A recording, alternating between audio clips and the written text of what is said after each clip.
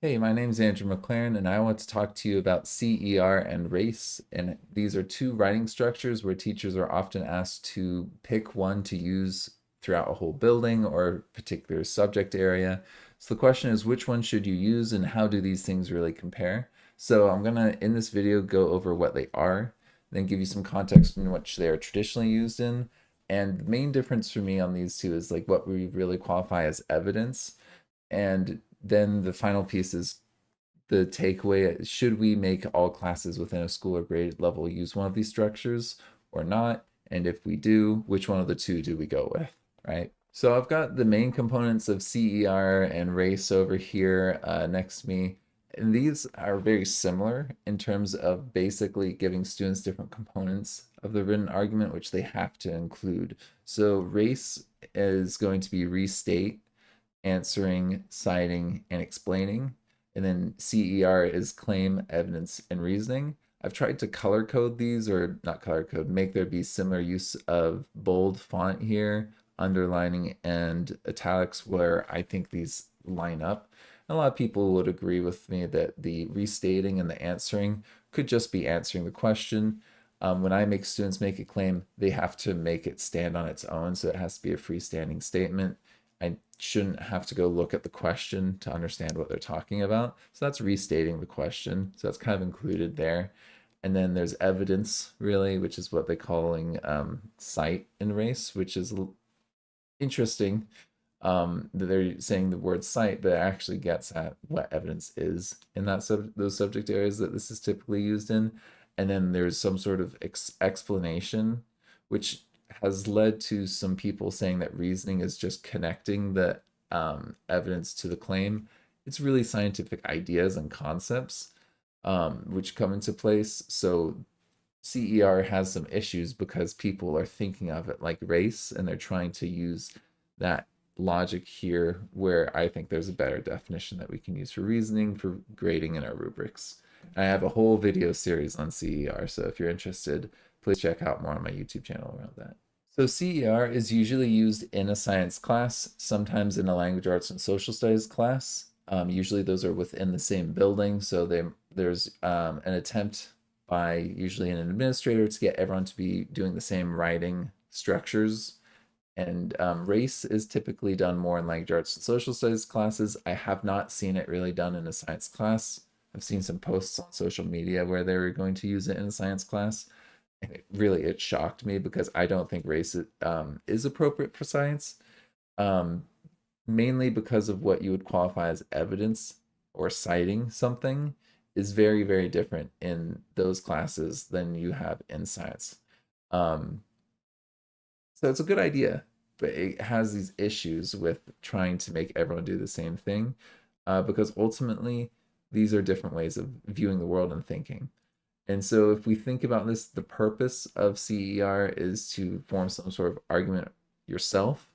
And then race is oftentimes you're pulling information out, you're citing something from a source or some sort of written piece that you're looking at.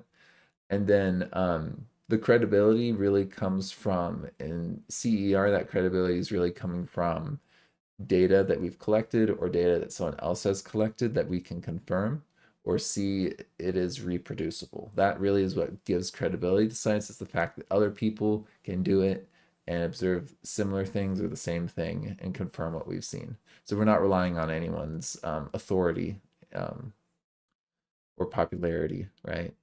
And so if we're talking about CER, this is talking about firsthand being more effective at like knowing what is true, and secondhand accounts can be taken into account, but they have less credibility. And so by looking at all these different people's perspectives and arguments and viewpoints on things, we can get to a little bit closer to an objective truth.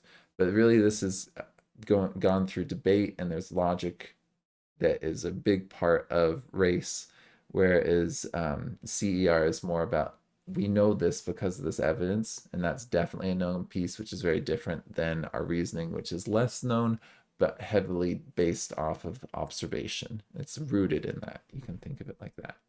So when we talk about evidence in science, this is some sort of observation or lab results, things that are reproducible and can be confirmed.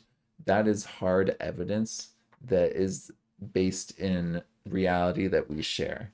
Whereas race, it's all about citing a source that is credible, and it's all about that credibility of that source. So there's not really so much doing things yourself. It's relying on credibility and accounts and maybe conflicting accounts that you can analyze. So these two things that we are considering to be evidence are vastly different. And a good example of this would be if you were trying to talk about a war in the past. A scientist may be like an anthropologist who's able to go to a site of a battle and dig up weapons from the battle or other trinkets that show that people were living in a certain place at a certain time, and they can use scientific dating, like radioactive dating or carbon dating, to understand when things came about at certain times. That is very different than someone writing about a battle or talking about a certain people being in a certain place. If it can't be confirmed by science, I would not say that there's evidence for that. But uh, a history teacher might say there's evidence, but it's not good evidence. So this is really getting at that core difference, is that there is an overlap, and good evidence gets used in race, but not really you don't really use like citable people that much in a CER, though some people would argue that can be used, but it shouldn't be the only thing you're relying on. There should be some actual lab results that reinforce what we're seeing in the real world, confirming what we saw from this credible source. So this is my personal opinion, but I have good reason for it. I don't think students should be writing all in CER in all classes, nor race in all classes. If you have to go with one, I would say CER. Um, but I think it's important to contrast the evidence that you're seeing in these different classes.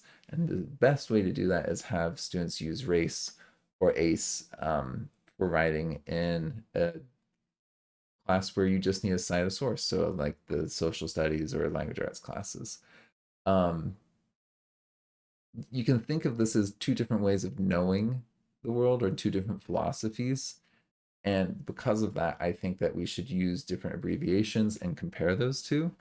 You could use CER in the two and then just say, hey, evidence is different in this context than it is in that context. That would totally be okay. I just think it gets a little bit confusing if you're using CER for everything, because people might think evidence is just evidence and it's the same thing in both classes. So if you are using CER, you have to make sure it's very clear how those two are different.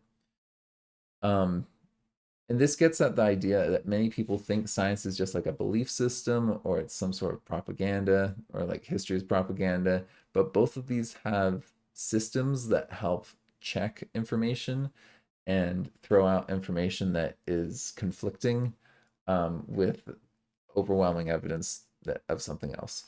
So these are both inherently flawed. People are corruptible.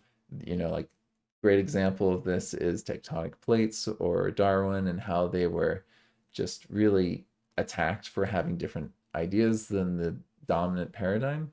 But that process of attacking new ideas isn't mean. It's actually a very important part of science. So people oftentimes feel like people were unfairly like persecuted for bringing in new ideas, but it's important for new ideas to be rigorously analyzed.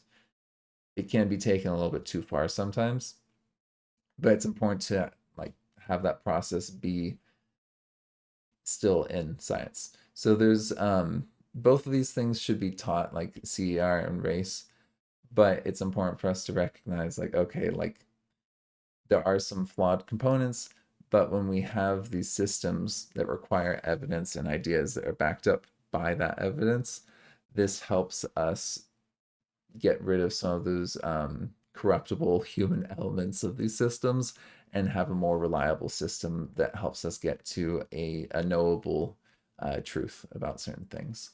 Thank you for McLearning with me. Before you go, please check out the following services that I offer with my business.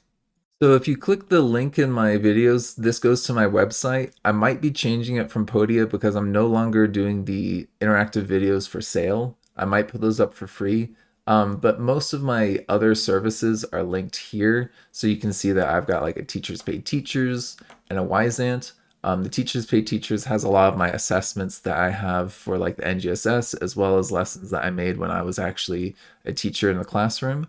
So I've got quite a few things like CERs and other things on there. If you want to get one-on-one live support from me, either like with science or like working on like teaching support lessons and that kind of stuff, you can sign up through Wyzant. I have a link to there where you can contact me there, and we can schedule hourly appointments. And I've got a few other things on here like a Facebook page, and other social media. And if you're interested in getting professional development with me for like a team of teachers, a whole page with information on that. So yeah, feel free to check that out. Thank you.